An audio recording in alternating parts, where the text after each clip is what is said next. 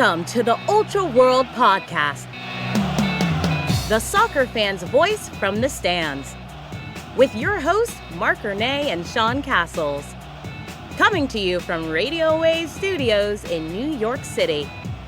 Now, let's kick off the show.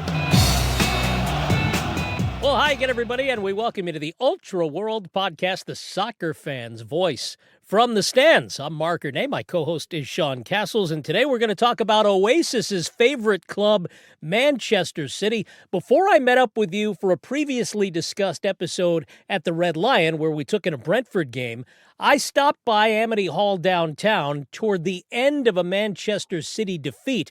But it was a whole different story, Sean, when you and I went back on Derby Day against Man U. That's right. It was when you went. I want to be clear that it was a 7:30 in the morning game, so I'm going to give them a little, cut a little slack there.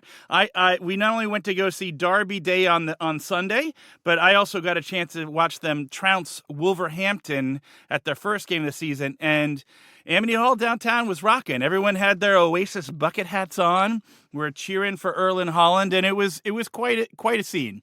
And Sean, New York Sky Blues, a most welcoming and accommodating fan club based out of not only Amity Hall downtown, but they're branching into the financial district, as we're about to hear from Spencer Schwartz, who is the leader of New York Sky Blues. They're going to be at the Malt House now, too. That's right. We had a great conversation with Spencer. We also got into how the New York Sky Blues are more than a supporter group, but they're also a 501c3 that raises charities for local communities. And Spencer will talk a little about that. So getting out to Amity Hall downtown or the Malt House are a great way to not only enjoy a wonderful game and to get involved with the Manchester City supporters, but also to get back.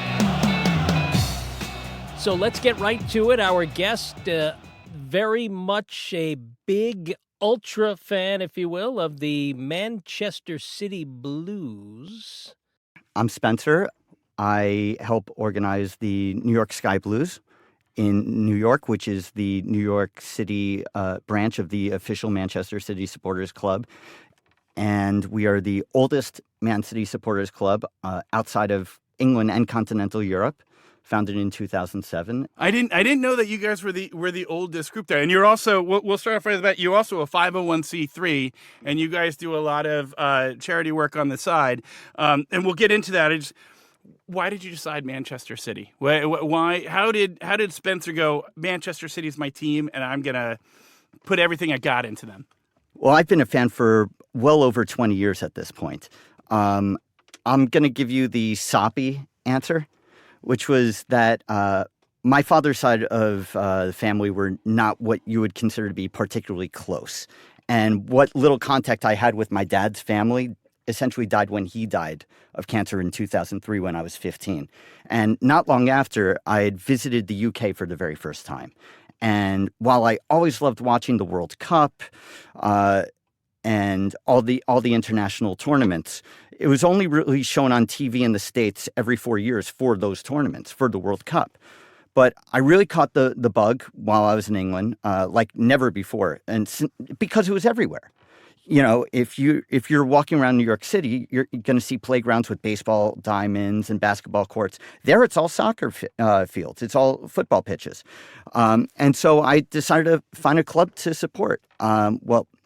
Since my paternal grandmother's family was from part of Manchester called Cheetham Hill, I knew it had to be a club from Manchester. I knew it just had to be. And at the time, United were reigning supreme. And as a dyed-in-the-wool New York Yankees fan, I couldn't in good conscience support another evil empire. So I did decide to support City. And it also didn't hurt that at the time, Claudio Reyna, a fellow American, was playing for City at the time. And my favorite footballer at the time, Sean Wright Phillips, was on the up and up with City.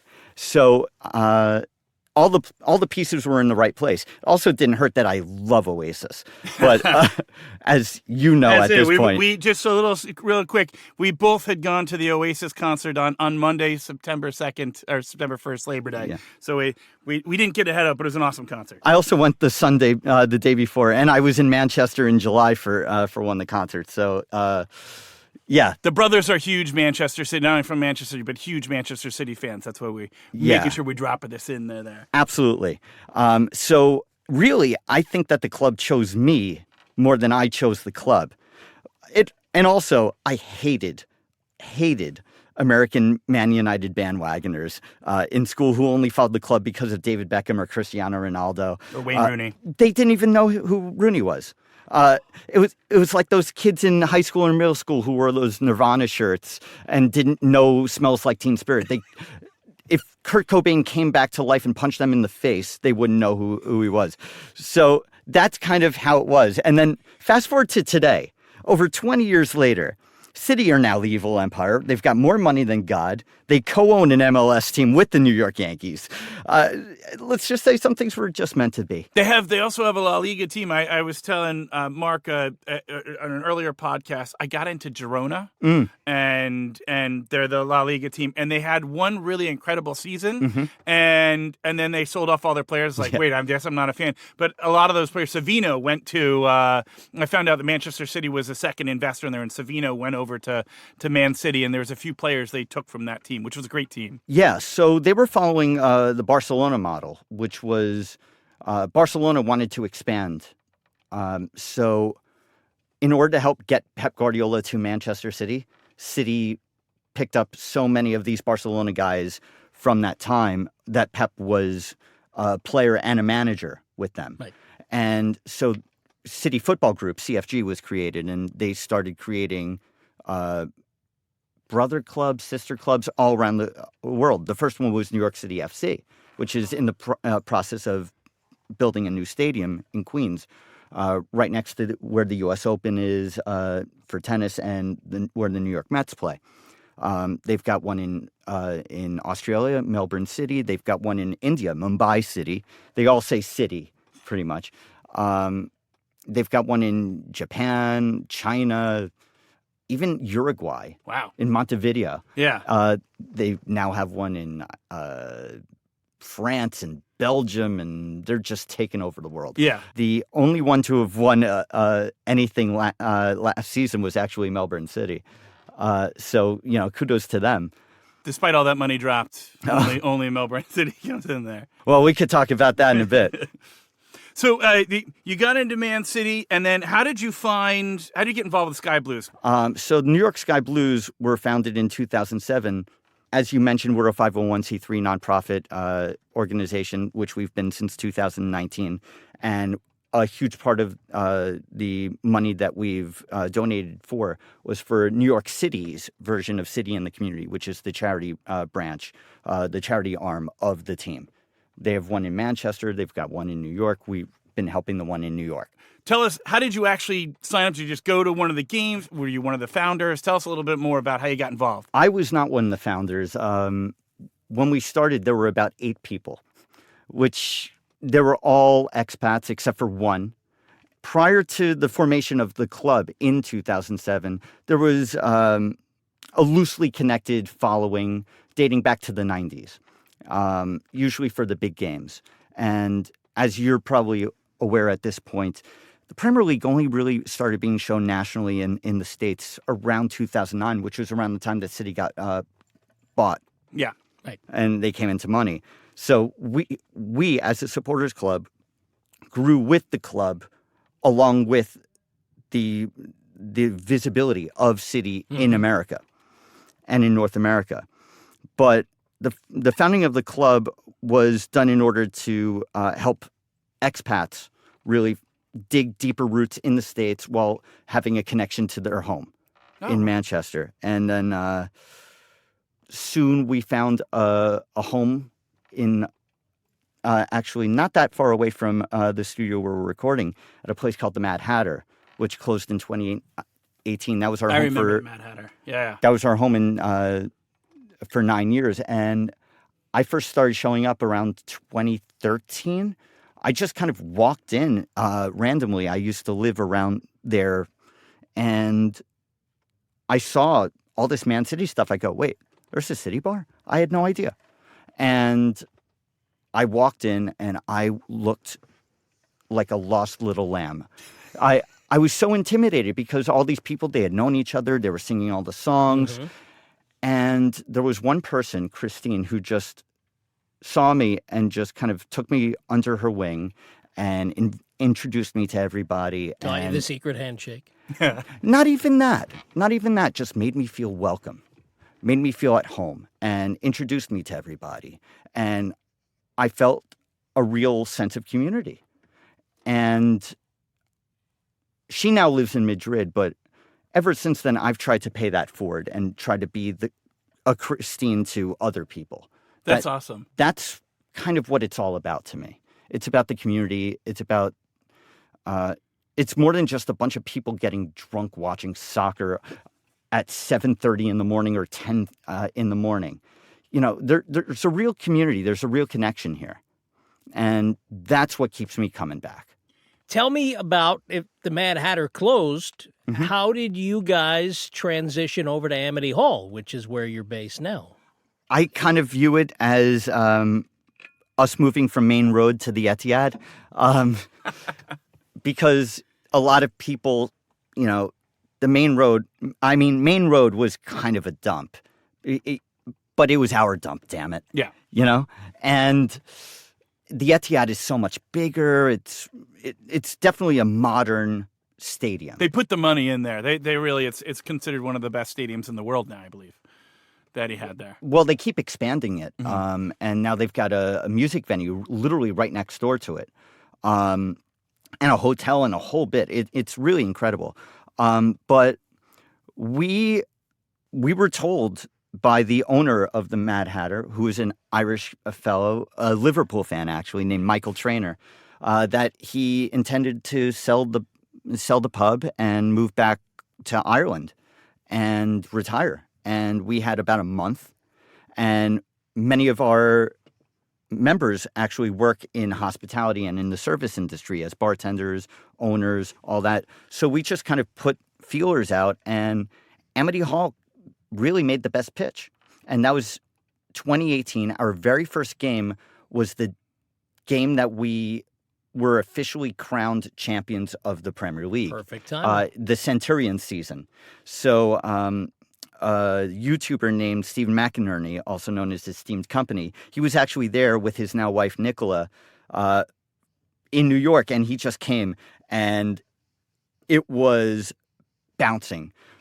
One of our longtime members, Lee, who's from Manchester, he's got an accent that even Noel and Liam Gallagher might go, "What?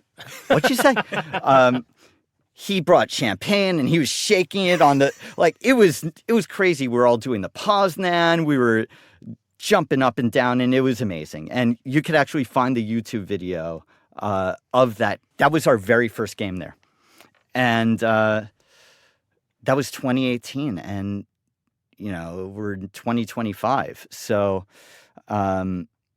back when we started with 7 or 8 people, and now, as of right now, 1 month into the Premier League season, the 25-26 season, we have 277 paid members. Wow. Last year, we had over 500, and during the Trebles year, we had just under 700. And with that, there's also a need to expand. And the Mad Hatter, which was our home, and we loved it so much. I have so many great memories there. Barely fit 150 people. Yeah. So we had to move at some point, even if it didn't close.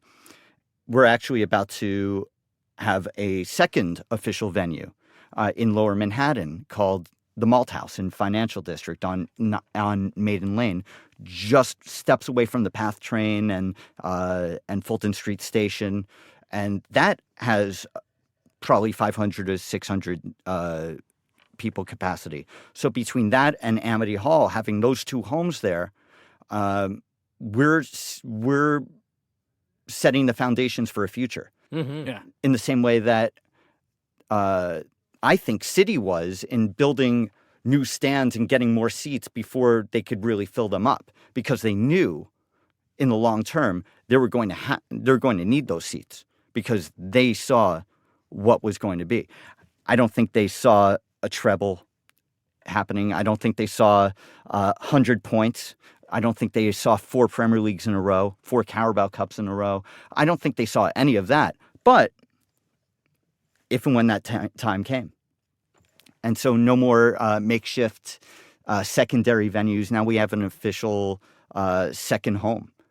And I can't wait for you guys to see it. And I invite anybody listening to come down to Amity Hall in Greenwich Village or the Malt House in the Financial District to check out a game with us and see what being a Blue is all about.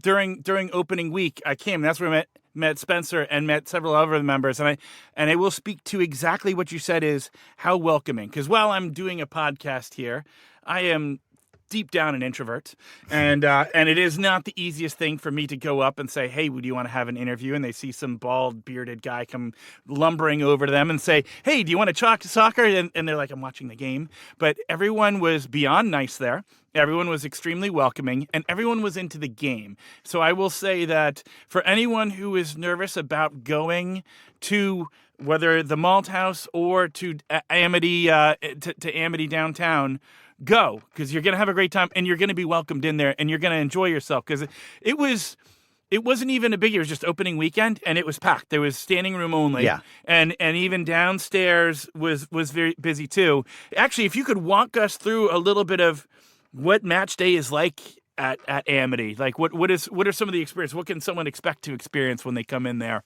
on game day? I think like anything else, it's people will get what they want to get out of it.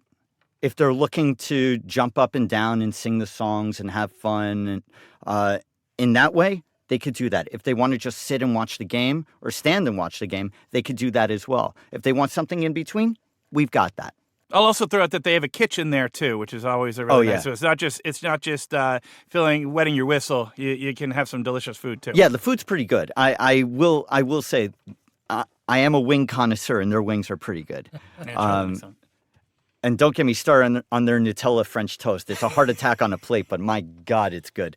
For me, I like the community aspect of it as much as the game itself, because I've made some of my closest friends, my dearest friends, people I would consider family, through this supporters club.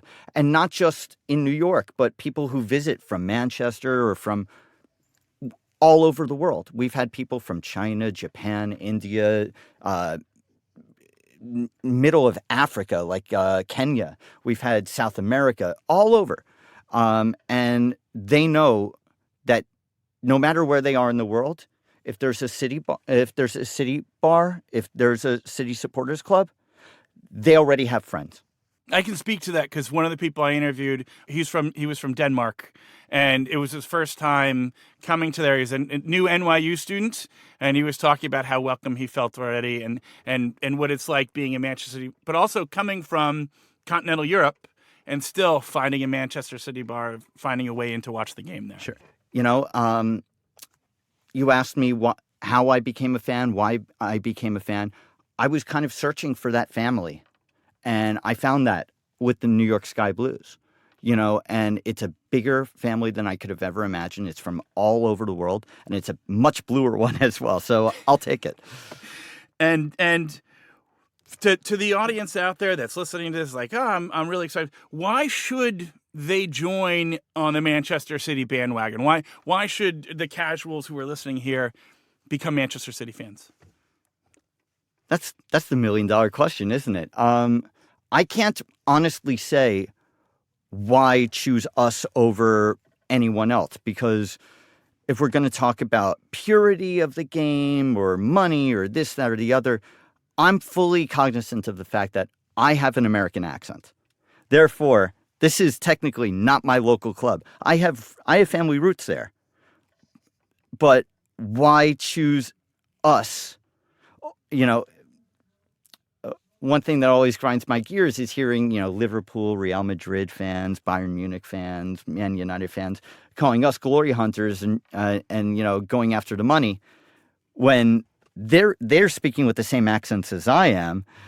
Why didn't they choose Leyden Orient? Why didn't they choose some lower league team? Why aren't you choosing Brest? Why aren't you going right to Millwall? Well, hopefully not because they're hooligans. But that's a whole other ballgame. Greatest quote of all time. There was a terrorist incident on London Bridge in London, and some guy with a knife, and literally the guy who stopped him just said to the guy, "Fuck off, I'm Millwall." greatest quote of all time. For our casual listeners, I believe Millwall's now is in the Championship League or is in the league below. One of them. One of them. They're usually somewhere between the Championship, League One, yeah. But they're an old proud franchise that hopefully someday we will get to. But they are well renowned within English football, actually within all continental Europe. Yeah, there's a specific type of fan that is a Millwall fan. I mean, for better or worse. I didn't mean their chant is "No one likes us and we don't care." That should tell you all there is to know. The Philadelphia Eagles got nothing on these guys. Absolutely, I would not want any Millwall fans coming after me for what I'm saying here. I think they're very interesting. Ditto. For the record, championship. Yeah. Championship. Yeah, and not doing very well. Hold on. We might end up in the championship. We might end up in League Two. By the end of the season. Who knows? You got Donnarumma coming. I'm a believer. But Mark, you wanted to talk about there's some news. So we have as we're recording this a few days out from the first derby of the year, which will take place at the Etihad. We hear Holling in stitches apparently had an incident with a bus this morning. Wait, what? Yep. He cut his face open. I think hitting the bus door. He's fine, but he has like a big giant. He has stitches all over him. So you ultra I really fan feel bad. Doesn't know? I really feel bad for the bus. I can't imagine what the bus is like. The bus is broken. Yeah. The bus is dented in there from Erling Haaland because he's a massive man. Yeah, and he's very fun to watch too because he's a very unique experience watching Erling Haaland compared to a Thierry Henry as a striker. Like he's a lot of fun. Who drove the bus? Roy Keane. Over there, you hit him right in. And the other big news is Donnarumma, the Italian national who is champion with PSG, is now coming over to Manchester City, and that's very exciting too. Yeah, he's our new number 25. We haven't had a goalkeeper wearing that shirt since Joe Hart, and I kind of see some similarities between them. I know that might sound absolutely wild to people, but the Pep Guardiola system is playing from the back with a sweeper keeper. And Ederson was one of the greatest goalies to ever put on the shirt, if not the greatest goalie to put on the shirt in terms of trophies and influence on the game.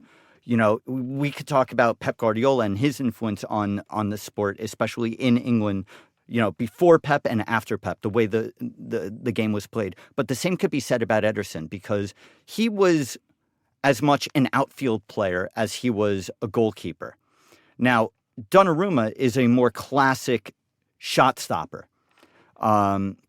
He's decent with his feet, but, Ederson was one of the greatest to do it, if not the greatest to do it with his feet. I mean, he had something like 6 or 7 Premier League assists, most by any goalkeeper in Premier League history. Won the Golden Boot multiple times, just like Joe. I think Donnarumma is going to be an interesting signing, especially with James Trafford back, who's more of that sweeper keeper style keeper, as well as Stefan Ortega, who has come up clutch over the years.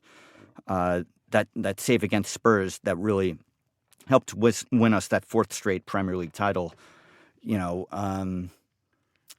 I'm curious to see what happens because is Donnarumma going to change up? Is Pep going to change up?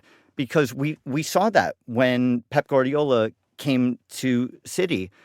A lot of people thought that Sergio Aguero, our highest goal scorer and one of the highest goal scorers in the Premier League. And some of the greatest bites. Aguero They thought that he was going to leave because he wasn't a Pep Guardiola type player, but he completely changed up his game. And he ended up staying for years and was a huge part of the Centurion season, the 2019 season, where we came back after 11 points from Christmas. He won, I think, 3 extra Premier Leagues with Pep Guardiola. I mean, that's not nothing. So it's possible. I think Donnarumma certainly has the talent to change or should I say, to adapt. But is the team going to adapt as well? That's what I'd like to see. All right, so the deal with Holland is, and this is per his Snapchat. Oh, I don't have 3 Snapchat. stitches. He says he got banged out by a bus door, put up thumbs up emoji, took 3 stitches, laughing face emoji. Apparently, he was exiting the bus on duty for Norway as they get ready to play Moldavia in World Cup qualifying, and he got hit by the luggage Moldavia, door. isn't that where Anne Hathaway is the princess? Moldova, I'm sorry. I'm thinking of Dynasty, Catherine Oxenberg. And no. I remember Dynasty. I don't remember the character. Dynasty. Wasn't that Who Shot JR? No, that was Dallas. That was Whatever, Dallas. same thing. So anyway, he's on national duty for Norway and apparently was leaving the bus and got hit by the luggage door right on the lip. Wow. That sounds like something that I would do. He's so big though. It's probably hard to miss him though. He's like what, 6'4", 6'6"? I have no idea. He's huge. I mean, that sounds like something I would do. I'm such a klutz. That's amazing. Celebrities, they're just like us. Athletes, they're just like us. And he's going to be fine to play. I believe he's going to be totally fine. Should to be play. fine. It's 3 stitches around your lip. Yeah, How 3 bad stitches, can it be? You get 10 for just a gash on the face. So, Yeah, I mean, it's just a little bit right there on the lip. Honestly, I feel worse for the bus. I think the bigger issue is if he's playing on Tuesday, how is he going to be ready for the derby on Sunday? Well, that's a big question. You know, especially now that the Men's World Cup has expanded from 32 teams to 64, something like that. Yes. The Club World Cup expanded. It used to be just 4 or 5 teams. Now it's a whole round-robin tournament, more like the Men's and Women's World Cup. The Champions League and Europa League and Europa Confederations Leagues, those have all expanded. There's no time for these players to ever have their rest. Mm-hmm. And that's causing so many more injuries. And I know that people like to harp on Jurgen Klopp when he was managing Liverpool, and he would talk about this a lot. But he was right about that. Yeah. And also, as a fan, I need a break. I need a break myself. You know, so it's a lot. It's just constant football, constant games over and over and over, and I think the last World Cup, Men's World Cup, Man City had something like 20 or 18 players on the squad playing in that World Cup. Yeah.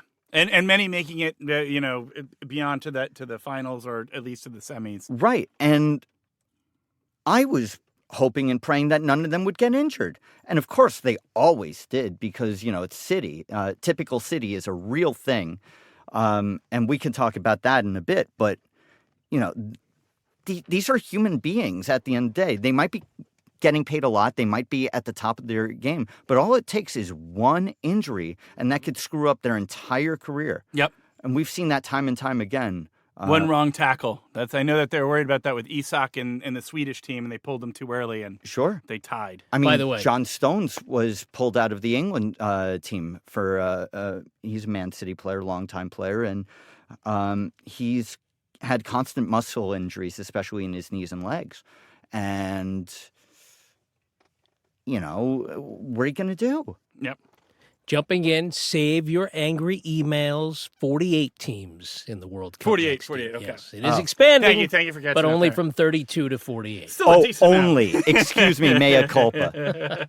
And the Oh, same they thing, won't hammer you. They'll hammer come us after as the us. hosts. Oh, no, I'm the glory hunting plastic. Come on. We got and the Champions League too. Just this year expanded to I believe 16 more teams. Yeah, last year. And I enjoyed it. I thought the new format was interesting. you're a City fan, so you are used to having not only the Premier League games and the FA Cup games, but you get the joy of a deep run usually into the Champions League. And you guys have the events for that too, or is it only for Yeah, come rain or shine. And you forgot about the all-powerful Carabao Cup. That's true. We're there for every match. Unless you're a United fan, then Carabao Cup they don't talk about that anymore there, I hear. Well, they don't really have to talk much about Europe anymore right now either, do they? So we get into don't a at little me. Get into a little bit of, because we're this weekend, and I know that we're dating this here, but we are going to be dropping by is the Manchester Derby. Tell us a little about the excitement that builds up for the game. It's for American fans. It's kind of like the Yankees playing the Red Sox. It's like oh no, it's more like North Korea, South Korea. It's more, but yeah, it's a long-standing tradition that dates back well over 100 years. So there is a long history, and unlike the Red Sox and the Yankees, or the Celtics and Lakers, or whoever. This is basically for the pride of the town. Right. Now, the difference is only one team actually plays in that city, and that's Manchester City. But this is a big deal. I mean, United were close to relegation last year. But to me, that's the game that I care about the most. I want to see us destroy those bastards. A huge part of that is the trauma of being a City fan at a time when they were winning the treble in Istanbul. We won the treble in Istanbul later, but when they were winning the treble in 1999, we were barely clawing our way out of the third tier of English football, which is now called League One. Back then, it was Division Two, and. So you guys have really had the highs, like unlike Manchester United, who I believe has always been up, and Mark and I know of a few other teams that like I believe Brentford has been there for not Brentford, but there's a few others that have been up there, Everton. and Everton's had the always staying up there, but you guys have gone all the way back down to different relegations. Well, it's interesting. Dr. Gary James, a football historian from Manchester, who happens to be a big City fan, but he's done a lot of research for other clubs, including Liverpool and United. I'm gonna quote liberally from him. Manchester City were a big team for a long time. In the late 60s, early 70s, mid 70s, they won a European Cup, the Club Winners' Cup. They won the league. They won the FA Cup. They won the League Cup, now known as the Carabao Cup. They were in Europe, and that all kind of went downhill when they were relegated in the early 80s. Now, United were relegated in the 70s. No one really wants to talk about that because, of course, history only started in 1992 when the Premier League was formed. But the fact still stands that City, I think, have been seen as an unlucky club that got lucky rather than a historically successful club that had a really unlucky spell for a while and got out of it. Mm-hmm. Which is what people are probably thinking of Manchester United right now, as they're having a little bit of a swoon. They're like, they're just running on a little bit of bad time, but they'll throw the money at it. Cry me a river. I will play the world's tiniest violin for them. They had not been relegated since the 70s, I don't think. And they certainly were never relegated 2 years in a row. 2 years in a row. Yeah. And then to be promoted back up 2 successive years. I mean, that's incredible. That's a roller coaster I don't want to be on. Yeah. No. And the joke that City fans are making is, only one of these two things can happen. Either Oasis is good and they're playing and they're doing well, and City are bad, or City are good and Oasis are broken up. So you're definitely very worried right now as they're going on their tour here. Maybe. I still think you guys have a really solid. I know the last couple games were a little, but there's so much talent there. There's so much talent there to see them not at least not top 6. Yeah, I mean, but because they were always the team. There was a spell that United won every time they played City. From 1989, we had beaten them 5-1. It wasn't until 2003, the final year at Main Road, where we finally beat them. Mm-hmm. That is a long, long spell. And so imagine being a City fan with all the United fans. I mean, I can't really complain because I was here in the States. But imagine if you were in Manchester. Yeah. Going into work after that. For how long was that? For well over 12 years. I mean, that will build some character in you, and that will build a little bit of saltiness in you. So, seeing us win 6-1 in the 2011-2012 year, and us beating United on goal differential, particularly because of that game. And then all the other times that we've beaten them, that it really means so much to us. We're the dynasty now.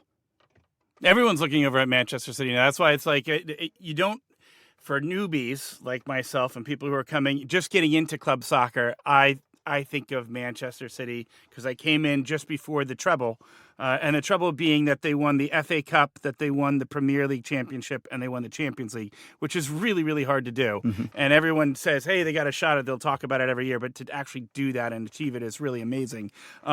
Didn't know about the dog days that they had, that there was some downtimes there to build some character. Yeah, I mean, I would compare United to the New York Jets or the New York Giants, since we're in New York. Manchester United haven't played in Manchester, like in the city limits of Manchester, since 1910. The Giants and the Jets haven't played in New York since what, the 60s, 70s, No, 80s? no, it was 1984. It was only 19. Well, the Giants have been in New Jersey since 1976, but the Jets only moved in the mid 80s. Well, it sounds like you guys have much more of a leg to stand on than Manchester United, right? But that's why one of our big songs during the derby is we're the only team to come from Manchester, and. Because Manchester United's from Trafford, Old Trafford, and it's Trafford yes. City. You told me that. I did not know that. I thought that Old Trafford was actually in Manchester City proper. I did not realize it was its own town and outside of city limits. Yeah, Manchester United only played in Manchester for 8 years since they were first registered as such in 1902. And since 1910, the only times they've played home games in Manchester, in the city of Manchester, was after Old Trafford was bombed by the Luftwaffe in the Blitz from 45 to 49. They played at Main Road, which was City Stadium. It's like the Yankees sharing Shea Stadium with the Mets back in the early and mid 70s. Or in 1998, I went to one of those two games after the beam fell through at the old stadium. Yeah. Oh, wow. I was at the one where Strawberry hit the home run and the apples started going up, and I went, no, never mind. Have you had a chance to go as a big fan? Have you had a chance to go to any games that the Etihad or watching Man City when they come here? Do you get a chance to get to any games? Sure.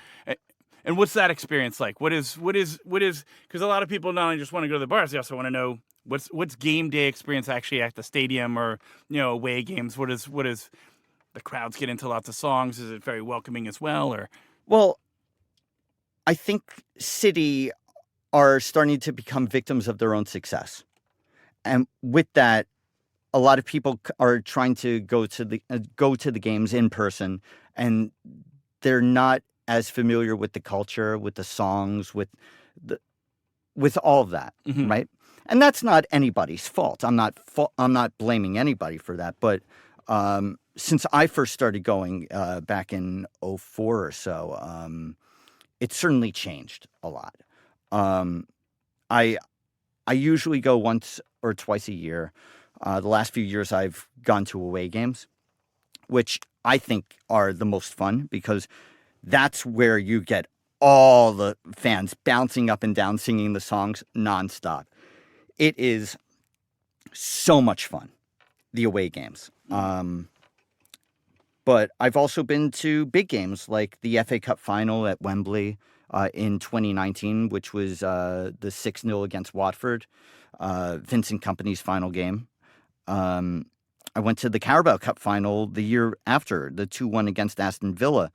And that was March 1st, 2020. I got back to New York just as the entire world You were was almost shutting stuck down. there. You would have been stuck I was, there. yeah. I mean, there are far worse places to be stuck than in London. Well, but, except that you don't know how long it's going to be. And, Right. Yeah. You know, the all the unknown at that time was very it frightening. really It was. was. It really was. But that was unbelievable. I mean, who'd have thought, 2 weeks later? That the whole world would be shut down. Yeah. No, totally, absolutely there. And you know what? It's still amazing that I believe soccer came back actually by that fall. They with no fans in the stadium, soccer was already back Right. there. So, And, rival fans will go, oh, well, City are used to that. But, Well, there were some dark times, though. There very much were lean years. well, funny you should say that because even when we were in Division 2, Man City at Main Road were averaging around 30,000 fans each game. Even when they were playing the likes of Wycombe Wanderers and Macclesfield Town. Say what you want about the success and the quote-unquote glory hunters that come with that. But the Dyed-in-the-Wool Blues, they were there back then. This has been the Ultra World Podcast, the soccer fan's voice from the stands, with your hosts, Mark Renee and Sean Castles. Our executive producer is Sue Zizza. Mark Renee and Sean Castles are co-producers. David Shin is our master engineer. Assistant producer Avery Gehrig, and I'm Alicia Antwine. To be a guest on the Ultra World Podcast or learn all about sponsorship opportunities, send an email to ultraworldpod@gmail.com. Be sure to follow the show on all the social media platforms at Ultra World Pod. Copyright 2025. All rights reserved. Ultra World Podcast, LLC.